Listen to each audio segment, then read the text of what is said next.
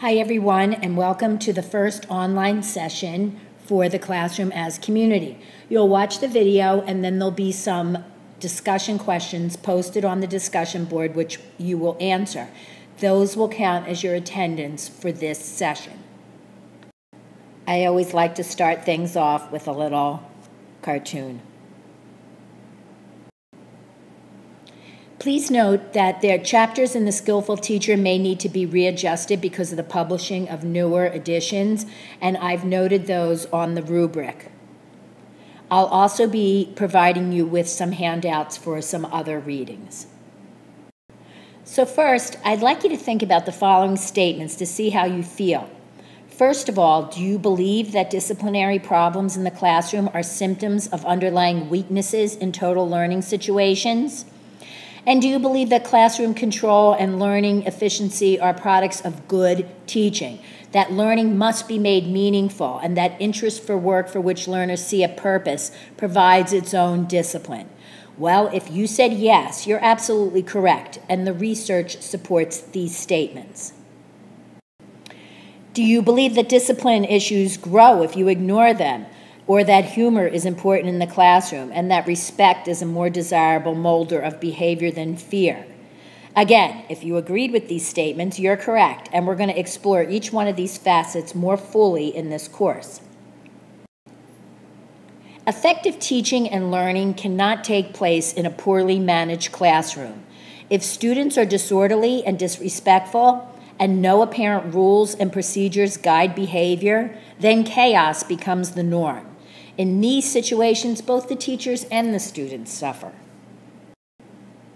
In contrast, well-managed classrooms provide an environment in which teaching and learning can flourish, and you've probably experienced this in your own classrooms, whether as a student or a teacher.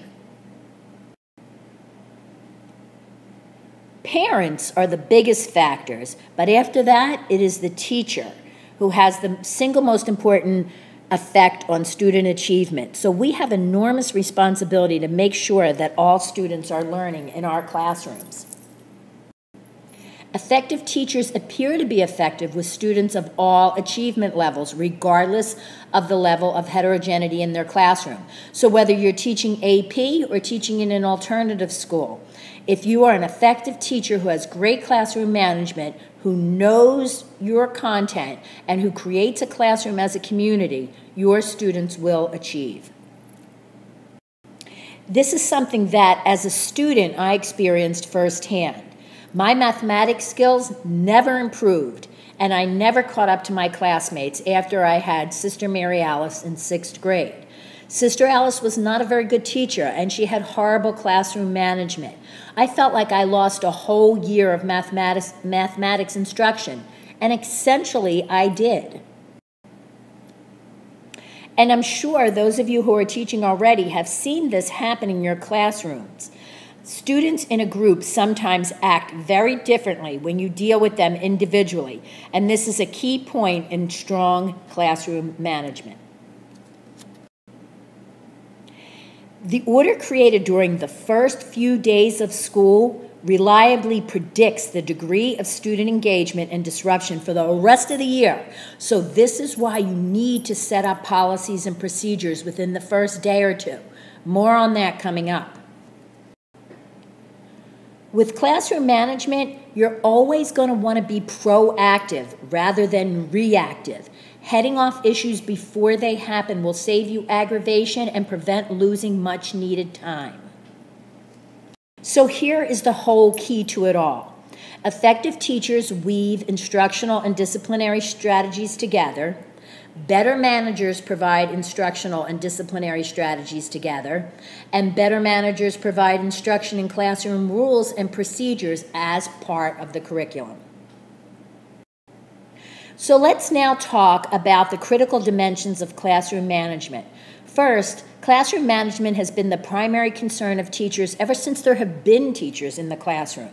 Jacob Kunin did the first high-profile, large-scale, systematic study of classroom management back in the 70s, and he identified several critical dimensions of effective classroom management.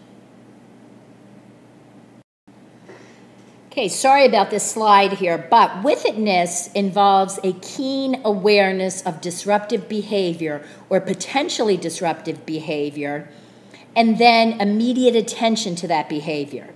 Of the 4 dimensions, it's the one that most consistently separates the excellent classroom manager from the average or below average classroom manager. And let me tell you a little story here. So one day, the assistant superintendent was walking into our school with a person from the Department of Ed.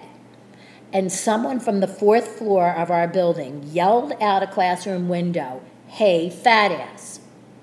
Now, the assistant superintendent, of course, was furious, and she found out whose classroom it was, and the teacher in that classroom had no idea that there was a kid in his classroom yelling out the window.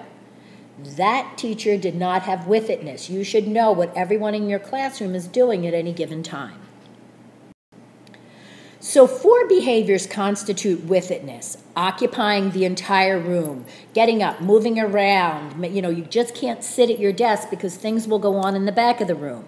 Noticing potential problems before they happen. If there was a fight in the cafeteria and then you're in class now, it's probably, you know, there's going to be a little bit of energy in the classroom that you need to head off. And then use a series of graduated actions, you know, from a look right on down the line to deal with these misbehaviors. And forecast problems before they happen. You absolutely must establish and review and post your policies and procedures for your classes. This may look different at different grade levels, but it's absolutely critical. I have both the student and the parent and guardian sign my policies and procedures sheet, and I cannot tell you how many times this has saved my butt in school with students who try to circumvent the rules. Momentum is also a key factor in maintaining classroom management. You've all heard the saying, "The idle mind is the devil's workshop." Well, when you're a teacher, that could not be more true. Keeping students engaged from bell to bell is extremely important. Any sort of unscheduled downtime can be a recipe for disaster. This doesn't necessarily mean continual instruction. It should involve student-centered learning and reflection about what the student learns in your class that day. While rules and regulations must be followed by everyone in your classroom, effective classroom managers tended to employ different types of strategies with different types of students, whereas ineffective managers tended to use the same strategies regardless of the type of student or situation. And this doesn't mean that the rules are different for different kids. It's how you deal with each kid. So redirecting of an AP student, for example, versus redirecting of a special needs student may involve some different strategies. So there are 3 major components of effective classroom management. The first one, of course, is your rules and procedures, then your disciplinary interventions, and then teacher and student relationships. Probably the most obvious aspect of effective classroom management involves the design and implementation of classroom rules and procedures. Rules and procedures vary in different classrooms, but effectively managed classrooms have them. Rules and procedures both refer to the stated expectations regarding behavior.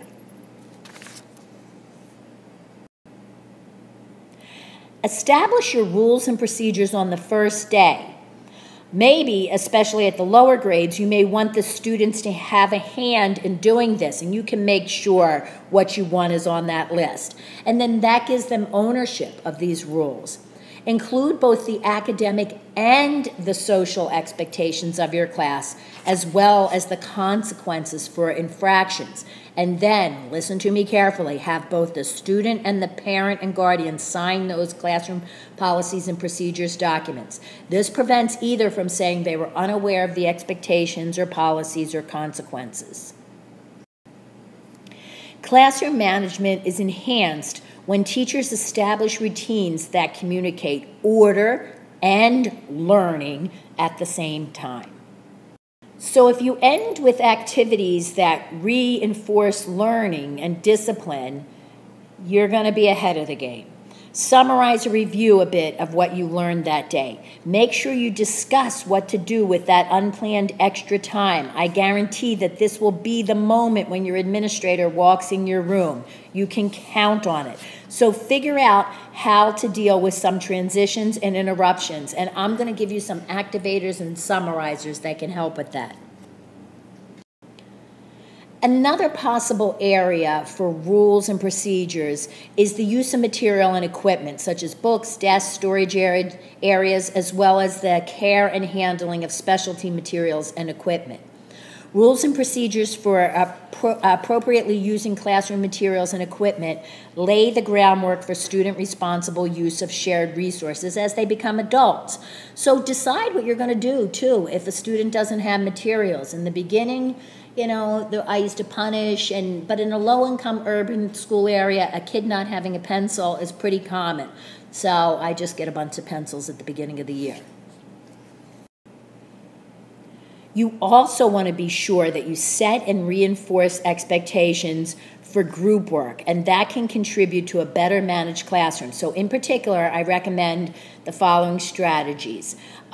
Establish the rules for moving in and out of the group, set expectations for group behaviors, and focus. Making sure all students participate and one student doesn't dominate. Okay, this is the end of the first video, and now there's one more.